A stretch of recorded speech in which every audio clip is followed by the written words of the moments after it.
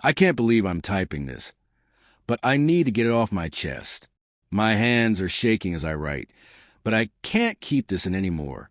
2 hours ago, I overheard my wife Laura, 29F, on the phone, laughing about how she faked having cancer just to trap me into marriage. Yeah, you read that right. She's been playing me for months, and I'm still in disbelief. Let me back up and tell you everything. I'm 32, and I've been with Laura for 2 years. We met at a friend's barbecue, hit it off immediately, and things seemed great. She worked at the mall, and I worked at a local shop fixing cars.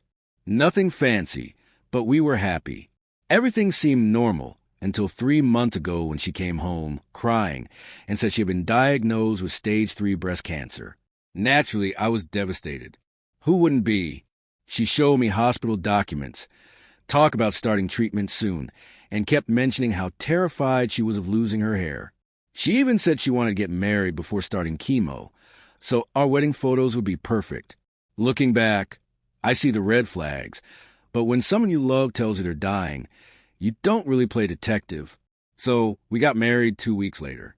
It was a small ceremony, just close friends and family. Her best friend, Meline, was acting strange the whole time, barely looking at us during the ceremony.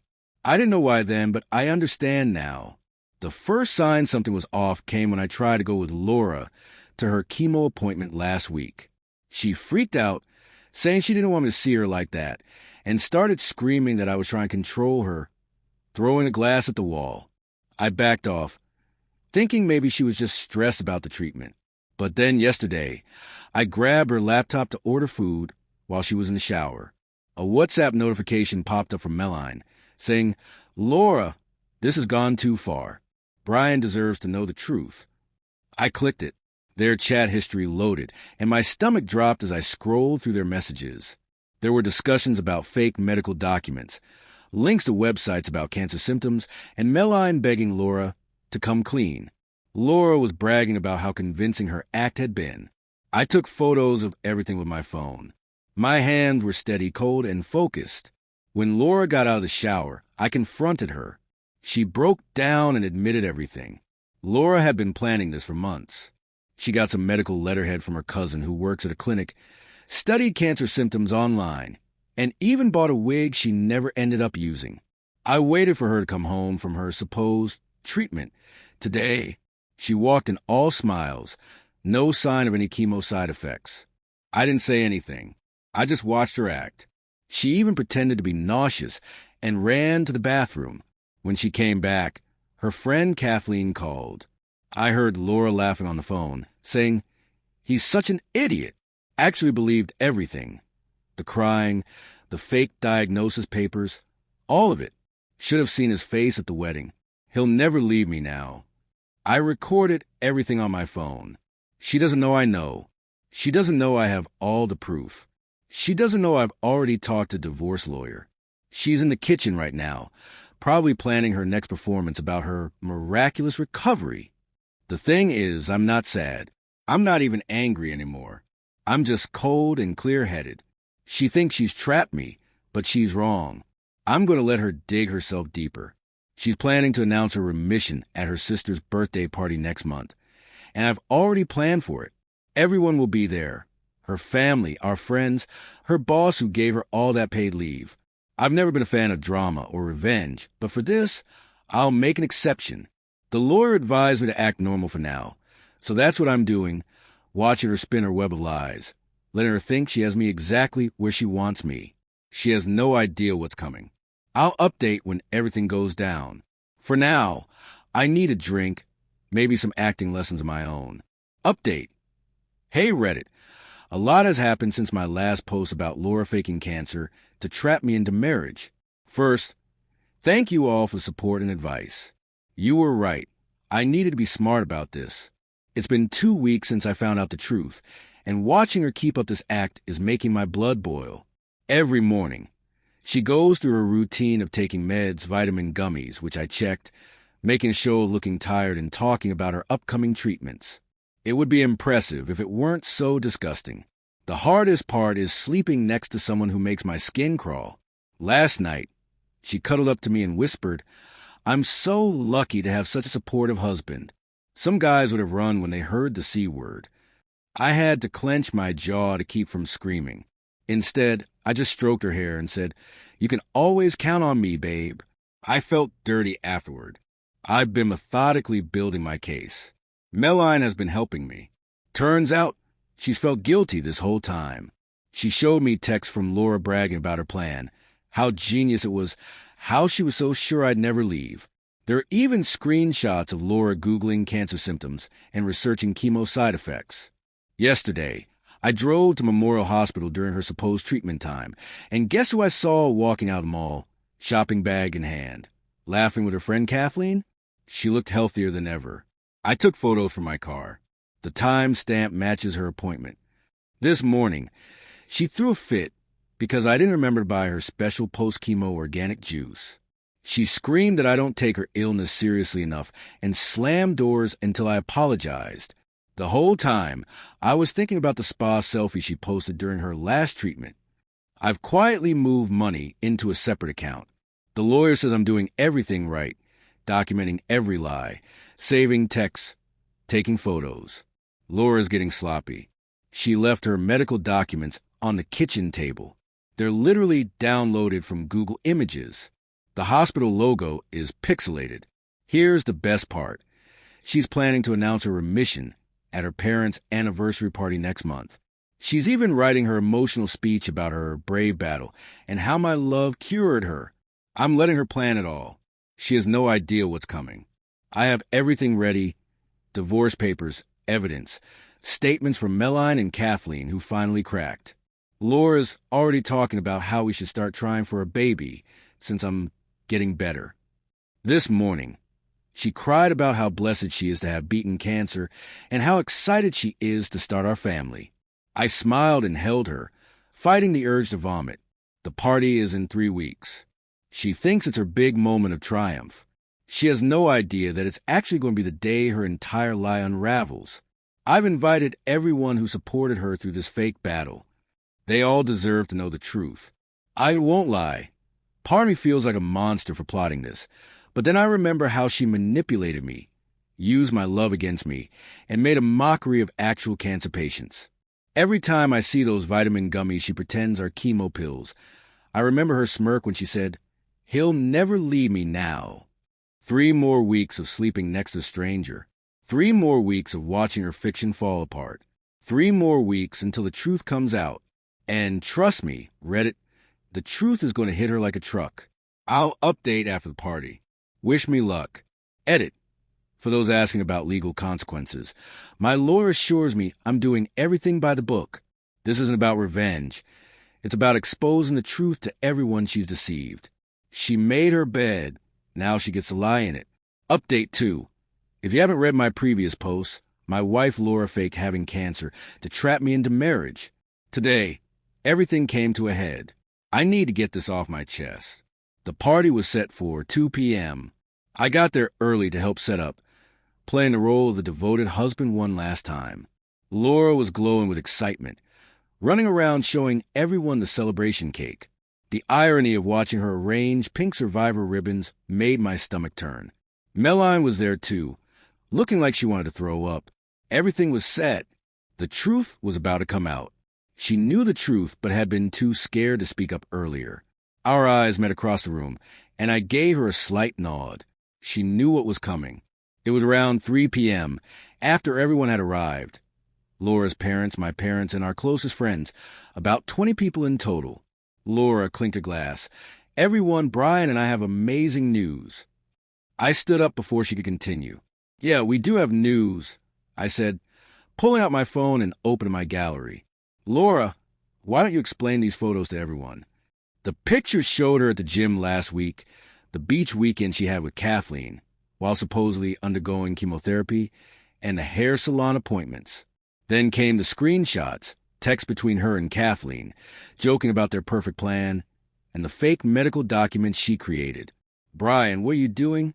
Laura's voice cracked. Her face shifted from confusion to panic in seconds. Telling the truth, I said, my voice steady, "There was never any cancer. Was there, Laura?" The room fell silent. Laura's mom gasped. "You're lying." Laura screamed, her face turning red. "I was sick. I had treatment." "What hospital?" I asked calmly. "What was your oncologist's name? Show us a single real medical bill." Laura started crying, but not the genuine tears I'd seen when she first told me about her diagnosis. These were angry, frustrated tears. "Kathleen, do you want to tell everyone what Laura told you 3 months ago?" I looked at her friend, who was staring at her shoes. Kathleen stood up slowly. "I'm sorry, Laura. I can't keep lying." She turned to the room. She made it all up. She told me she needed Brian to commit, and this was the only way. What followed was chaos. Laura's mom started sobbing. Her dad looked like he might be sick. My parents shouted questions. Laura tried to run, but I wasn't done. "Show them the text, Laura. The one where you said, 'He'll never leave me now after I proposed.' Show them how you laughed about it." She lunged at me, screaming that I was ruining everything. Her brother had to hold her back. I stayed perfectly calm, which only made her more hysterical. "I did because I love you," she shrieked. "You weren't going to propose," I said. "You're right. I wasn't, and this is exactly why." I pulled out the divorce papers I'd brought with me. "You've got two choices, Laura. Sign these now with everyone as witnesses, or I send everything, the screenshots, the fake documents, all of it, to everyone we know. Your choice." She signed, her hands shaking so badly she could barely write. I walked out as she collapsed into a crying heap. Her parents couldn't even look at her. Meline followed me outside. "That was brutal," she said quietly. "So was lie about cancer," I replied. I drove home feeling lighter than I had in months. But then my phone started blowing up. Laura had posted a long, rambling Facebook status about how I had manipulated and abused her. I just posted screenshots of her texts in response. Within an hour, she deleted her post. Kathleen texted me later to say Laura had been calling everyone, trying to do damage control, but no one was buying it. She tried claiming it was a misunderstanding about her diagnosis. Then she said she did it because she was mentally ill and needed help. When that didn't work, she started threatening to tell people I was abusive. The truth was spreading fast. Our mutual friends started blocking her. Laura's cousin, who was an actual cancer survivor, posted a scathing message about people who fake illnesses. I know this was harsh, but I wanted her to feel the full weight of her lies. She didn't just lie to me. She lied to everyone who cared about her, made them worry, made them cry, made them spend time and energy supporting her through a fake illness. The divorce should be final in a few months. Laura is still sending me endless texts, switching between begging and threatening. I blocked her number, but she keeps making new Google Voice accounts to reach me. I heard from her sister that she's moving back in with her parents. Apparently, she can't handle the looks she's getting around town. And then she showed up at my house screaming about how I humiliated her. I got it all on my doorbell camera. I'll update again if anything else happens. Final update. First, thanks to everyone for the support on my previous posts. A lot has happened since I exposed Laura's cancer lie at the family gathering, and honestly, the fallout has been both satisfying and exhausting. It started small. The day after I exposed her lies, Laura's Instagram followers started dropping. No, not just dropping, plummeting. Her cancer journey posts that used to get hundreds of sympathy likes were now flooded with angry comments. I didn't even have to do anything. The internet did its thing.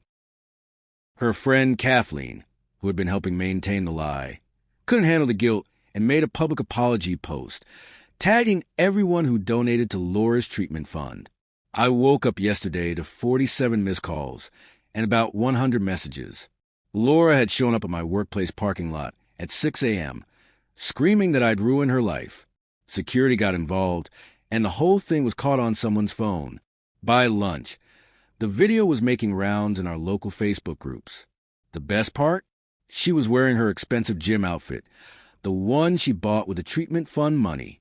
My neighbor texted me that Laura spent 2 hours sitting in her car outside my house. Not exactly threatening, just pathetic. When I got home, she tried to corner me by my mailbox. "You could have just divorced me quietly," she screamed. Why did you have to tell everyone? I looked her dead in the eye. Because you made everyone believe I was the one who might leave his dying girlfriend. You turned our friends and family against me as insurance. So yeah, they deserve to know. She lost it, throwing potted plants from my porch while screaming about how I owed her another chance. My other neighbor, Dean, came out and started recording the whole thing. Laura noticed and tried to play the victim, cry about how I was twisting everything. Dean just laughed and said the HOA group chat had been sharing stories about her fake cancer post for weeks. The revenge I didn't even plan came from an unexpected place. Melline, Laura's former best friend. Turns out Laura had been lying to everyone for years, not just about the cancer. Melline made a TikTok exposing how Laura had faked injuries for insurance money and had been stealing from their friend's share vacation fund. It went viral in our local circle. This morning was the breaking point. I was making coffee when I heard screeching tires. Laura had shown up with her sister Natalie, who used to be one of her biggest offenders. They were having a full-on screaming match on my front lawn. From what I pieced together, Laura had apparently also lied about paying for Natalie's kids' medical bills last year. The money had come from the cancer fund people in our community had donated. You're not sick, you're just sick in the head. Natalie was screaming, while Laura tried to defend herself. Do you know how many people you hurt? How many people really have cancer and needed that money? I didn't even need to get involved. I just stood on my porch drinking my coffee, watching Laura's carefully built world of lies collapse around her. Her sister was doing a better job at revenge than I ever could. The final blow came when Laura tried to damage control on Facebook. She made this long post about how she made a mistake because she was scared of losing me and how everyone was being too harsh. Her own mom, commented, "A mistake is forgetting to pay a bill. You orchestrated a month-long cancer scam and manipulated everyone who loved you. Get help." Laura's been fired from her job, not because I did anything, but because she had been claiming medical leave for her treatments while posting gym selfies on her backup Instagram account. Her manager, Barrett, found out through his wife, who follows her friend Kathleen. The divorce is proceeding smoothly. Laura's lawyer advised her to agree to my terms because fighting it would mean more public exposure. She's not contesting anything. Probably the smartest decision she's made in this whole mess. The last I heard, she's moving to her aunt's place 3 states away. Can't say I feel bad. She didn't just lie about cancer. She weaponized people's empathy and compassion. She made everyone who actually supported her feel like fools. My mom asked me yesterday if I felt bad about how everything turned out. I told her the truth. The only thing I feel bad about is not exposing her sooner. Some people might think the public humiliation was too harsh, but here's the thing. I didn't create elaborate schemes or try to destroy her life. I just told the truth and let her face the natural consequences of her actions. Sometimes, the best revenge is just letting someone's own lies catch up to them. Laura texted me one last time this evening. "I hope you're happy now that everyone hates me." I replied, "You did that all by yourself." Then I blocked her number and poured myself a drink. Tomorrow I start fresh.